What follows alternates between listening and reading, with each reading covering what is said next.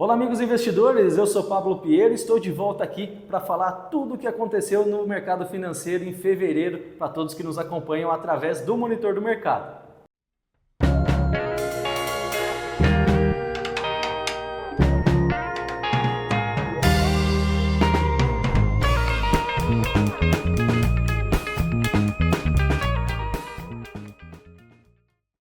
Como conversado no vídeo anterior, o assunto que não saiu das mesas de negociação mundo afora foi a política tarifária do presidente Donald Trump,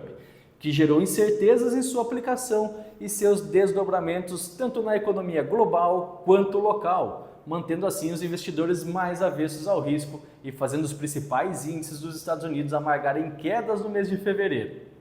Nem a temporada de resultados corporativos acabou aliviando as incertezas, visto que as principais empresas trouxeram guidance, ou seja, projeções mais conservadoras em relação aos próximos trimestres do ano, esperando um cenário desafiador nos negócios. Colaborando com esse cenário de incertezas, tivemos os principais indicadores de atividade econômica da maior economia do mundo, apontando aí para uma robustez no mercado de trabalho, atividade aquecida e consumos satisfatórios. Todos esses fatores que devem seguir pressionando o Federal Reserve a manter a taxa de juros elevada por mais tempo, buscando frear a inflação que não dá trégua e segue acima dos 2%. As apostas sobre novos cortes de juros se dividem entre as principais casas, aquelas que não veem cortes esse ano, outras que apostam para o corte mais próximo ao final do segundo semestre e aquelas otimistas que acreditam que o Federal Reserve deve cortar juros entre julho ou até mesmo em junho, no final do primeiro semestre. Agora, é óbvio que o início de todo o mandato traz novidades em vários frontes, e quando falamos da maior economia do mundo, seria esperado uma transição um pouco mais suave, permitindo uma adaptação confortável aos demais envolvidos, mas não é o que tem ocorrido na segunda estadia de Donald Trump na Casa Branca. Digo isso, pois cabe aqui destacar o importante passo que o presidente deu em tentar encontrar uma solução para o conflito entre a Rússia e a Ucrânia e seus impactos não apenas entre os dois países, mas a todos os pertencentes à União Europeia, principalmente pelo medo de que os americanos saiam de cena e os russos renovem suas forças visando outros conflitos. Por isso, alemães e franceses já apresentaram medidas para aumentar os investimentos militares, o que pode ajudar também em outros aspectos da economia. Não posso, é claro, deixar de destacar aqui a segunda maior economia do mundo, de onde não tivemos muitas novidades em fevereiro devido ao feriado prolongado do Ano Novo Lunar, mas, claro, cabe ressaltar que foram os primeiros a contra-atacar os americanos, impondo tarifas retaliatórias e por sinalizarem que deve manter o alvo de 5% de crescimento no PIB este ano. Tarefa essa desafiadora para os chineses, que demandará mais estímulos caso a guerra comercial siga avançando. No Brasil, o desempenho do Ibovespa seguiu essa desconfiança externa com uma pitada essa de política local e desaceleração econômica. Praticamente todos os dados de atividade recuaram em maior ou menor intensidade e sinalizam que 2025 pode ser bem aquém das expectativas de crescimento que já vem sendo revisada semana a semana por analistas, já que a realidade vem batendo a porta.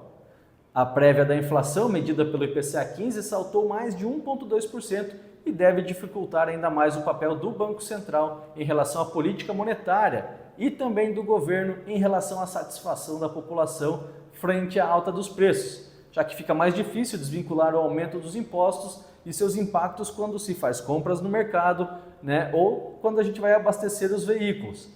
Além disso, o saldo de empregos com carteira assinada melhorou levemente em janeiro em comparação a meses anteriores, e dados de produção industrial e vendas no varejo vieram aquém do esperado. Ou seja, logo o governo ficará entre a cruz e a espada em relação a seguir com medidas populistas ou começar a adotar uma postura mais austera em relação aos gastos do governo.